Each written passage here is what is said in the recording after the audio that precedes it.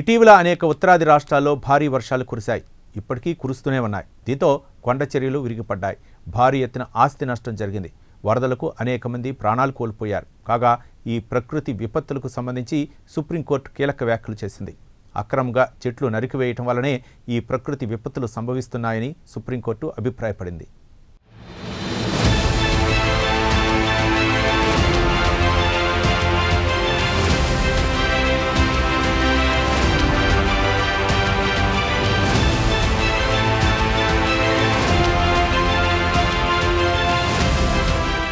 ఉత్తరాది రాష్ట్రాలను వరదలు ముంచెత్తుతున్నాయి. జమ్మూ కశ్మీర్, ఉత్తరాఖండ్, హిమాచల్ ప్రదేశ్, ఢిల్లీ, పంజాబ్ రాష్ట్రాల్లో భారీగా వర్షాలు కురిశాయి.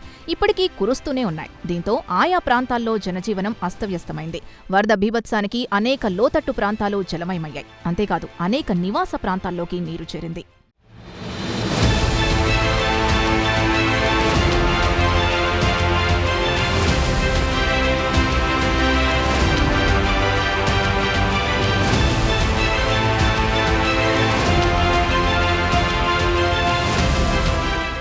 ఉత్తరాది రాష్ట్రాల వరద బీభత్సంపై తాజాగా సుప్రీంకోర్టు కీలక వ్యాఖ్యలు చేసింది. కొండ ప్రాంతాల్లో అక్రమంగా చెట్లు నరికివేయడమే ఈ ప్రకృతి విపత్తులకు ప్రధాన కారణంగా సుప్రీంకోర్టు అభిప్రాయపడింది. వరద నీటిలో భారీ స్థాయిలో దుంగలు తేలియాడటం అందరూ గమనించారని సుప్రీంకోర్టు పేర్కొంది. కాగా ప్రకృతి విపత్తుల నేపథ్యంలో సుప్రీంకోర్టులో ఒక ప్రజా ప్రయోజన వ్యాజ్యం దాఖలైంది. దీనిపై విచారించిన సుప్రీంకోర్టు ధర్మాసనం వరదల్ని తీవ్రమైన అంశంగా పేర్కొంది. ఈ నేపథ్యంలో తాజాగా సంభవించిన ప్రకృతి విపత్తులపై కేంద్ర ప్రభుత్వంతో పాటు జమ్మూ కశ్మీర్, హిమాచల్ ప్రదేశ్, ఉత్తరాఖండ్, పంజాబ్ రాష్ట్రాలు 2 వారాల్లోగా సమాధానమివ్వాలని ఆదేశించింది. అలాగే సంబంధిత అధికారులతో సంప్రదించి అసలు ఆ స్థాయిలో దుంగలు నీటిలో తేలియాడటానికి గల కారణాలపై నివేదిక ఇవ్వాలని సుప్రీంకోర్టు ధర్మాసనం ఆదేశించింది.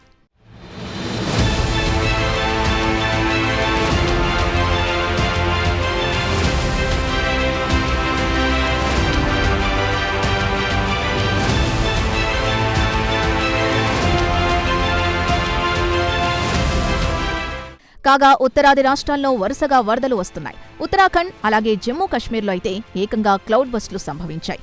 అనేక చోట్ల కొండ చర్యలు విరిగిపడ్డాయి. రహదారులపై రాకపోకలు నిలిచిపోయాయి. ఇదంతా కొండ ప్రాంతాల్లో అనుమతులు లేకుండా చెట్లను నరికివేయడం వల్లనే జరిగిందన్నది సుప్రీంకోర్టు అభిప్రాయం.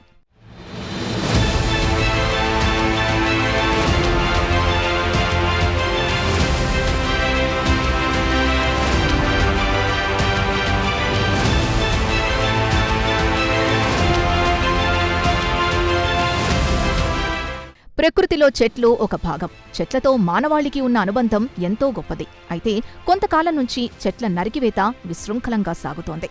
అదేమంటే అభివృద్ధి కోసం చెట్లను నరికివేయడం తప్పదంటున్నారు పాలకులు. ప్రకృతిలో చెట్ల విస్తీర్ణం తగ్గడంతో వాతావరణంలో అనేక పెనుమార్పులు సంభవిస్తున్నాయి.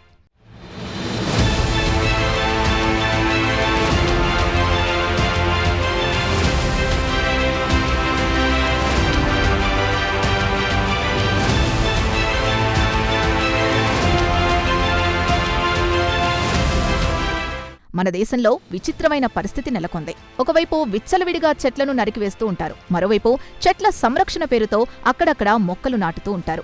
అభివృద్ధి పేరుతో చెట్ల నరికివేత చాలా కాలంగా యథేచ్ఛగా సాగుతోంది. అభివృద్ధి పేరుతో ఈ విధ్వంసకాండ అడ్డు అదుపు లేకుండా సాగుతోంది.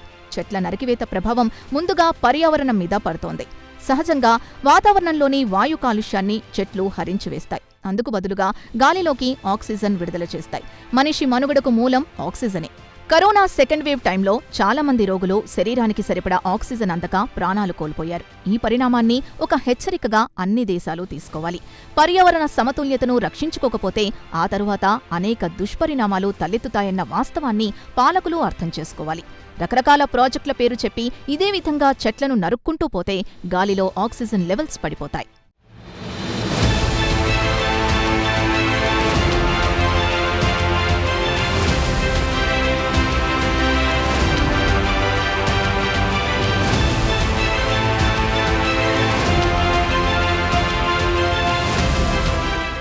మన దేశంలో గత 10 సంవత్సరాల్లో అభివృద్ధి పేరుతో 1 కోటికి పైగా చెట్లను నరికేందుకు ప్రభుత్వం అనుమతి ఇచ్చినట్లు కేంద్ర పర్యావరణ మంత్రిత్వ శాఖ లెక్కలు చెబుతున్నాయి. చెట్ల నరికివేతపై పర్యావరణవేత్తలు అనేకసార్లు ప్రభుత్వాల్ని హెచ్చరించారు. పర్యావరణ సమతుల్యత అనేది లేకపోతే వాతావరణంలో పెను మార్పులు సంభవిస్తాయని శాస్త్రవేత్తలు హెచ్చరించారు. అభివృద్ధితో ముడిపెట్టి చెట్లను నరికివేయడం ఎంతమాత్రం సమంజసం కాదని తేల్చి చెప్పారు. అయితే పర్యావరణవేత్త హెచ్చరికల్ని పెడచెవిన పెడుతున్నాయి ప్రభుత్వాలు. పర్యావరణంపై ప్రభుత్వాల వైఖరిలో పెద్దగా మార్పు రాలేదు. తెగిపడుతున్న చెట్ల సంఖ్యను చూస్తుంటే సమాజం అభివృద్ధి పేరిట వినాశనం వైపు పరుగు తీస్తున్నట్లుగా ఉందంటున్నారు పర్యావరణవేత్తలు. అడవుల నరికివేత పట్ల పాలకుల వైఖరి మారకపోవడంపై పర్యావరణవేత్తలు ఆవేదన వ్యక్తం చేస్తున్నారు. ఏదేమైనా చెట్లు ప్రకృతిలో ఒక భాగం. చెట్లను కాపాడుకోవడం ప్రభుత్వాల బాధ్యత.